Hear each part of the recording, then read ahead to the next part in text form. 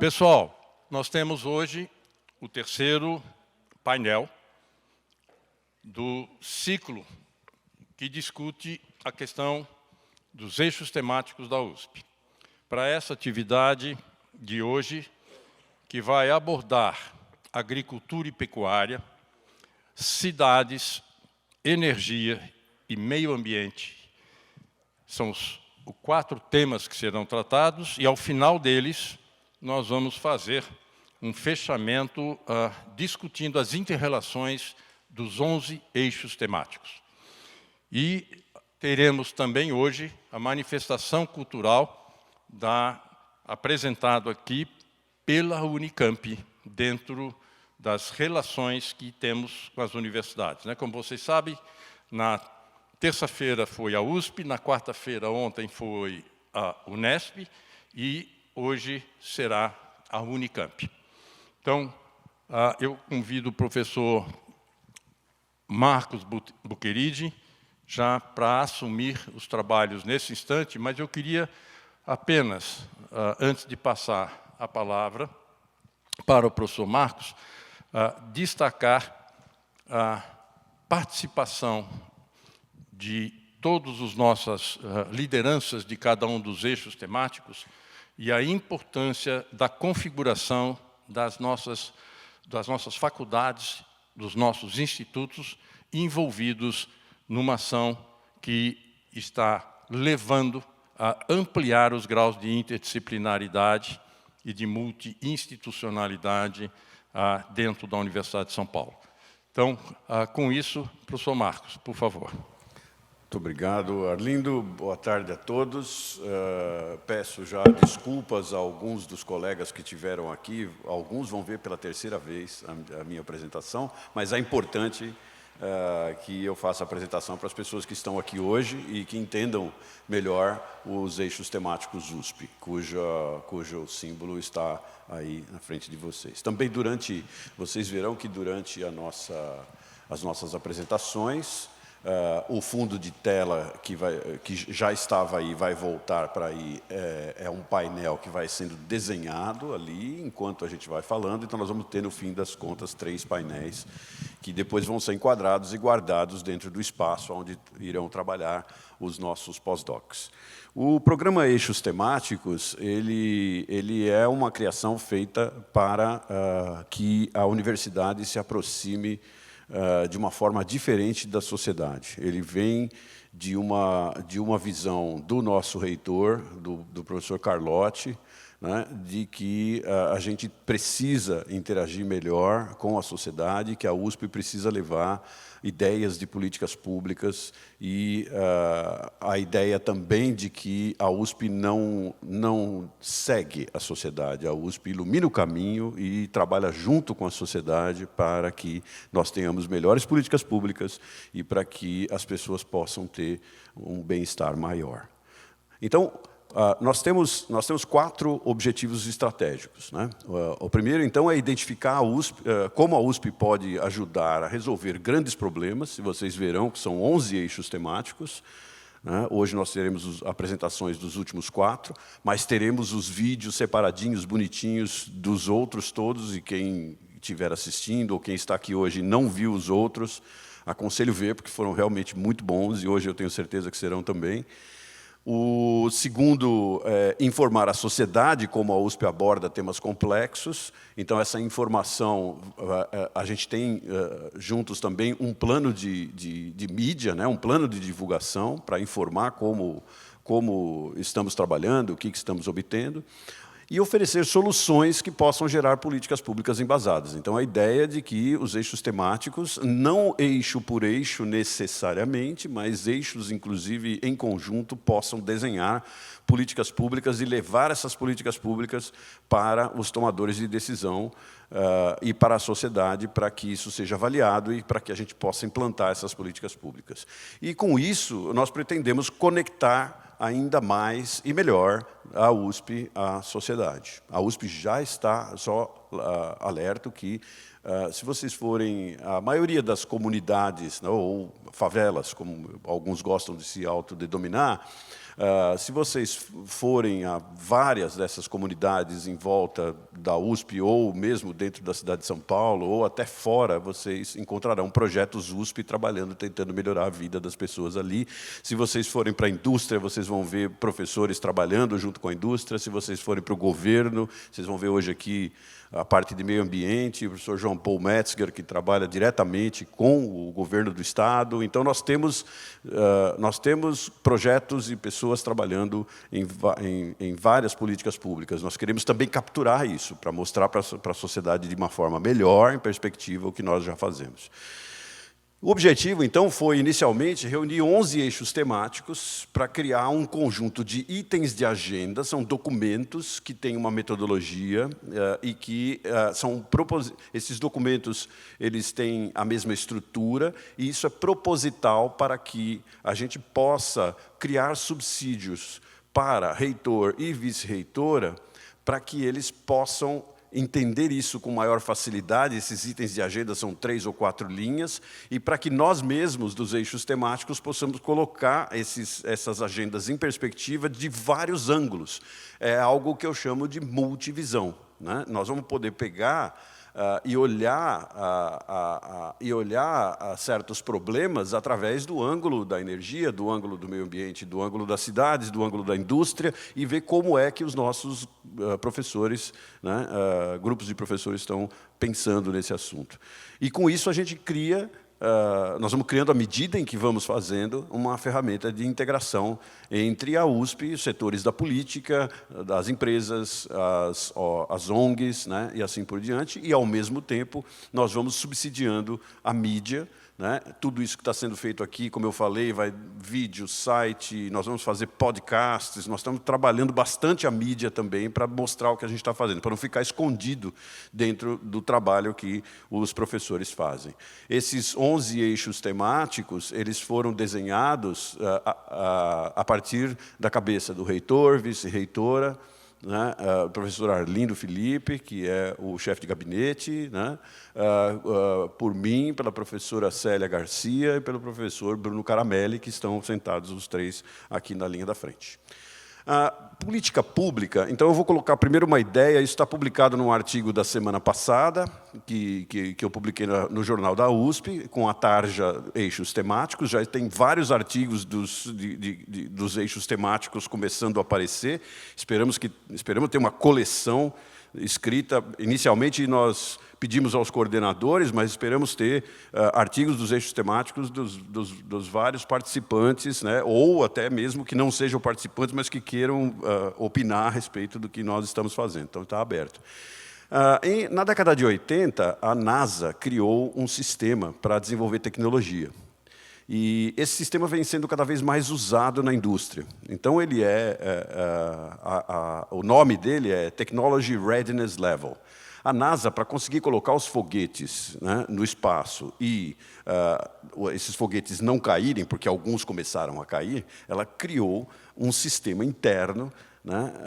Os engenheiros criaram esse sistema interno para construir os foguetes, né, e os satélites, etc., dentro de um padrão que minimizasse o erro. Então, se vocês olharem do lado direito, vocês vão ver, tudo começa com a pesquisa básica. Alguém tem que ter uma ideia e tem que existir alguma pesquisa. Então, o pesquisador básico, estou vendo vários jovens ali, o pesquisador básico é aquele pesquisador que faz uma pesquisa, que faz uma pergunta desinteressada e vai tentar entender como é que o universo funciona, como é que a biologia funciona, como é que a química funciona, como as moléculas funcionam. Então, dali surge uma ideia. Essa ideia, ela pode ser aplicável. Então, quando a gente passa do TRL 1, né, que é o Technology Readiness Level 1, 2 e 3, ainda estamos no domínio da pesquisa básica. Quando a gente passa para o domínio da aplicabilidade, aí o que eu chamei de factibilidade, nós entramos quase que ao mesmo tempo num desenvolvimento tecnológico. Esse desenvolvimento tecnológico não é a tecnologia, não é o celular que está na mão de vocês ainda, né? É um desenvolvimento tecnológico que depois tem que ser demonstrado isso ainda dentro da empresa, ele é demonstrado se funciona, que é a seta em amarelo, e depois, aí sim, uma vez que funcione, o desenvolvimento do sistema tecnológico vai acontecer e vira uma operação, e isso é colocado no mercado. Aí sim vocês estão com o telefone na mão funcionando. Mesmo assim, ele às vezes não funciona direito, você tem que ligar para a empresa e você tem que acertar aquilo porque ocorrem defeitos. A proposta que a gente faz aqui é os mesmos 9 níveis, só mudei de nome para ficar mais próximo do que a gente pensa, que é a maturidade da política pública. Então, a sigla, ao invés de TRL, a sigla é MPP. Maturidade das políticas públicas, e que funciona também em inglês, como vocês veem aí. Então, começa do mesmo jeito. Tem que ter algum conhecimento na sociedade, alguém tem que ter feito pesquisa básica sobre como funciona alguma coisa, e pode ser nas ciências humanas, pode ser nas ciências exatas, pode ser na agricultura, pode ser no meio ambiente, em qualquer domínio. E essa pesquisa básica, ela vai se transformando gradativamente em pesquisa orientada por problemas, né?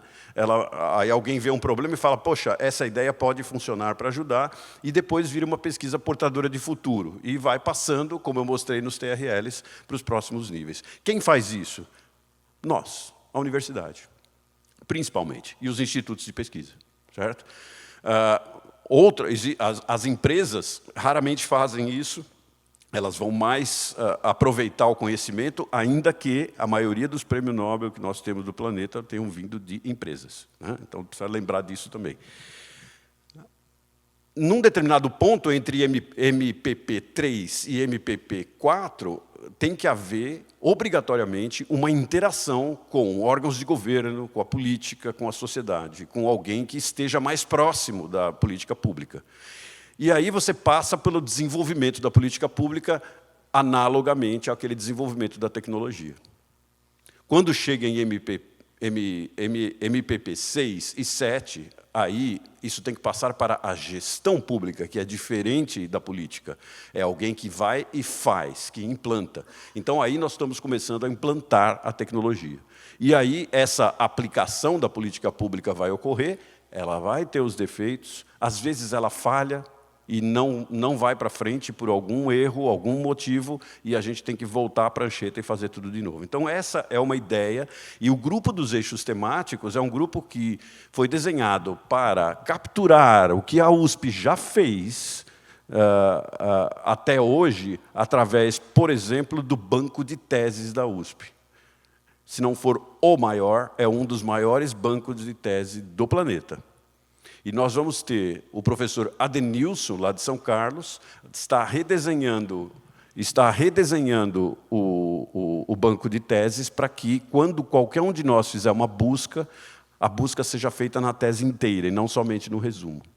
Com isso, os nossos grupos dos eixos temáticos vão poder pegar a palavra-chave e traçarem o desenvolvimento de uma determinada área ou da sua própria área e saberem o que a USP já fez, quem fez, se é ex-aluno, se é aluno, se virou professor.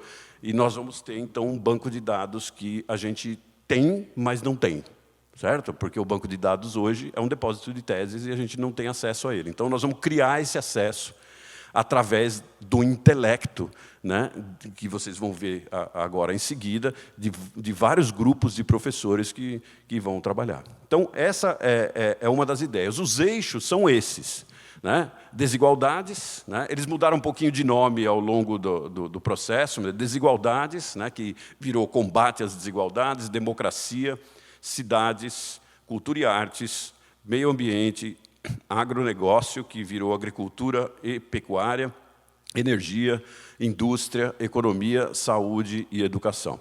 Então, nós já tivemos, como eu falei nos dias anteriores, apresentações de 20 minutos de um dos coordenadores, e temos os artigos, como eu falei, então tudo isso está começando a aparecer para a sociedade.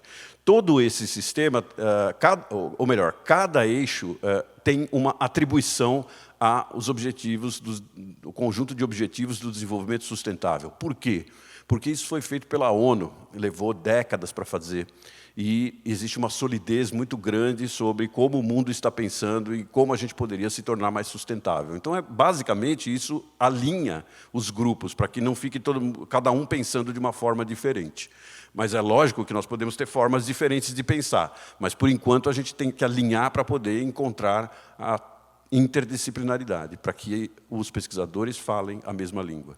E tudo isso é feito com base no nexo central da gestão USP Viva, gestão do professor Carlotti e professora Maria Arminda, que é baseado em sustentabilidade, inovação e inclusão. Não tem como nenhum desses eixos não se atrelarem a isso. Então, só para vocês verem aí mais de perto, essa atribuição foi feita da nossa cabeça, professor Carlotti, professora Maria Arminda, eu, o Bruno, a Célia e o Arlindo, e os coordenadores podem fazer a atribuição que eles acharem melhor, dentro do projeto que eles acharem melhor, né?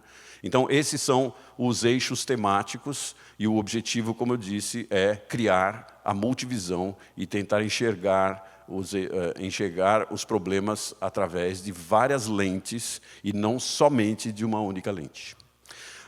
O que nós pedimos para cada grupo é que isso vai ser entregue até dia 12 de setembro, nós teremos um documento com os itens de agenda de cada um dos grupos para criar um documento que possa ser utilizado pelo reitor e pela vice-reitora, e vamos programar, então, aí provavelmente com o próximo governador, né, vamos programar um evento para entregar esse documento na Assembleia Legislativa do Estado de São Paulo e explicar para eles o que a gente quer dizer com esse documento. Então, esse será um primeiro contato. Muitos outros contatos nós faremos também. E nós teremos um espaço no CDI, um espaço bem bonito, bem bacana, que está sendo construído para colocar os nossos pós-docs e para que os professores dos eixos temáticos possam ter o seu espaço para fazer as discussões multivisão ou single visão, tanto faz, depende do que eles quiserem. O futuro do programa, então, o futuro vai sendo construído em conjunto com os professores, né? Então, a gente não tem como fazer um cronograma perfeito desse programa, porque ele vai sendo construído com cabeças que pensam de ângulos diferentes e nós precisamos respeitar isso. Então, os 11 eixos, né? Eu já falei para vocês dos pós-docs. Eu imaginei que seria importante, em alguns casos, nós já vimos nos dias anteriores, meta-análises de economia, meta-análises da indústria, não sei se aqui vai ter ideias desse tipo, quer dizer, a gente já colocou no edital que os pós-docs deveriam conhecer análise bibliográfica e conhecer ferramentas meta-analíticas. Então, essas são as ideias dos eixos temáticos, e eu agora, então, vou passar para a número 2 aqui, você me ajuda? Então, esse aqui é um conjunto de slides que a querida Heloísa, que está aqui sentadinha aqui na frente, que vai mostrar para os palestrantes, como ela estava mostrando para mim, o tempo que falta, etc. A gente tem um tempo bastante apertado hoje, né, porque é o último dia aqui, tem um monte de coisa acontecendo. Então, os coordenadores dos eixos, hoje nós teremos o Francisco Renó, que vai representar aqui o eixo de agricultura e pecuária. Ele é professor titular do Departamento de Nutrição e Produção Animal da Faculdade de Medicina Veterinária e Zoologia. Atua na área de produção e nutrição de ruminantes, com ênfase em bovinocultura, gado de leite, nutrição, alimentação, vacas leiteiras, produção animal, produção de leite, período de transição, reprodução, raças e cruzamentos e gado de corte. Então, ele vai... vocês estão livres para jogar o sapato nele, perguntar o que vocês quiserem, né? E no mesmo grupo, nós temos o professor Guedes Parovec, da Exalc. Ele coordena o GeoLab, o laboratório de processamento que desenvolve inteligência estratégica espacial na interface de desenvolvimento rural com o meio ambiente. Os estudos do GeoLab são voltados ao suporte à decisão e governança do público e privada, atua em temas de agricultura familiar, agricultura de baixo carbono, reforma agrária, mercado institucional de alimentos, crédito fundiário, assistência técnica e extensão rural, expansão da fronteira agrícola irrigada, intensificação agrícola e código florestal. Por aí vocês já veem que a escolha foi feita de uma maneira especial, né? Porque nós temos alguém do setor, da agricultura e da pecuária, que entende profundamente, como vocês vão ver, do processo, e temos alguém que olha esse mesmo eixo, mas só que ele olha do ponto de vista do meio ambiente e ele tem todo esse conhecimento de políticas públicas durante toda a sua carreira. Então, esses são só os 2 coordenadores, depois eles apresentam os restantes, né? Para cidades, nós temos o João Whittaker Ferreira, professor associado da FAO, foi secretário municipal de habitação da cidade de São Paulo, atua como professor e consultor dos seguintes temas: política habitacional, política social, desenvolvimento ambiental urbano, instrumentos urbanísticos, estatutos da cidade, economia urbana, mercado imobiliário, globalização e cidades globais. Então, o João graciosamente aceitou participar dos eixos temáticos junto com o professor Pedro Jacobi, professor também bastante conhecido aqui na USP, pesquisador, colaborador do IEA USP, junto ao programa USP Cidades Globais, membro do Conselho Estratégico do Centro de Síntese USP Cidades Globais do Instituto de Estudos Avançados, da USP, foi coordenador do projeto Alfa da Comunidade Europeia sobre governança da água na América Latina e da Europa, foi membro do Conselho do Comitê de Meio Ambiente e Sociedade e da Integração Social da International Sociological Association, o ISA. De novo, vocês veem aqui um ambientalista, parece que talvez tenha sido um viés aí do Arlindo e meu, um ambientalista colocado também na questão das cidades, né? Apesar do João na habitação, o Pedro mais na parte ambiental, mas os 2 falam perfeitamente a mesma língua. A cidade é o lugar onde todos estamos e todos estaremos pelo resto do século, então é importantíssimo esse espaço que congrega tudo. Energia, né, sem a qual nada acontece, né? Nós não poderíamos estar aqui. Então, professor também muito famoso na USP, professor José Roberto Cardoso, professor titular da Politécnica, da Escola Politécnica, coordenador do LMAG, o Laboratório de Eletromagnetismo Aplicado, tem experiência na área de engenharia elétrica, com ênfase em circuitos magnéticos, magnetismo, eletromagnetismo, atuando principalmente nos seguintes temas: elementos finitos, eletromagnetismo, aterramento, máquinas elétricas, ímãs permanentes e o sistema elétrico metroferroviário.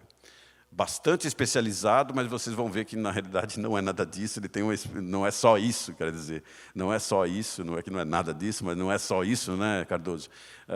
Tem uma experiência, uma visão muito ampla sobre energia. A professora Suani Teixeira Coelho, que é coordenadora do Grupo de Pesquisa em Bioenergia, do GBio, do IEE, do Instituto de Energia e Ambiente, da USP, pesquisadora principal do RCGI, o Centro de Estudo de Gases do Efeito Estufa e Energia, com a Shell e a FAPESP, coordenadora do projeto 27, que é Perspectivas do Biometano no Estado de São Paulo, atua principalmente nos seguintes temas: biomassa, geração de energia com biomassa, geração descentralizada, resíduos sólidos urbanos rurais, cogeração, biogás, análise do ciclo de vida, externalidades da cana-de-açúcar. Aí a gente tem, então, as energias renováveis junto com energias mais clássicas. Nós vamos ouvir alguma coisa, né, Cardoso, até de nuclear, né? Então, vai estar aí a visão da energia como um todo, né? Promete ser bastante instrutivo. No meio ambiente, então, nós temos a professora Ana Maria de Oliveira Nusdeu, que é professora da Faculdade de Direito, da USP, professora associada do Departamento de Direito Econômico, Financeiro e Tributário da Largo São Francisco, coordena o grupo de pesquisa Direito Ambiental, Economia e Sustentabilidade, é diretor de biodiversidade do Instituto O Direito para um Planeta Verde desde 2019 e foi sua presidente, foi sua presidente até 2019. certo, Ana?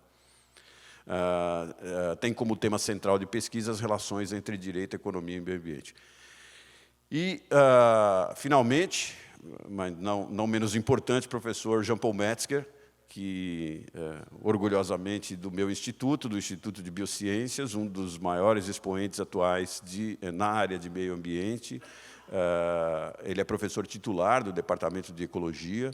Né, os seus esforços de investigação estão relacionados com a conectividade da paisagem, limiares ecológicos e respostas temporais às alterações da paisagem e planejamento da conservação.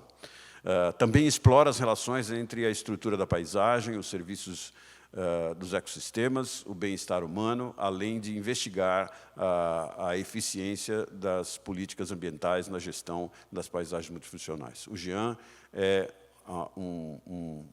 um pesquisador extremamente criativo, com uma visão muito inovadora sobre o meio ambiente, e ter o Jean junto com a Ana, que vem do direito, né, nesse comando na coordenação desse grupo, é algo também que foi feito com uma visão de interdisciplinaridade, né, de trazer pessoas de diferentes visões, já desde o início, desde a coordenação, e eles convidam pessoas com diferentes visões também.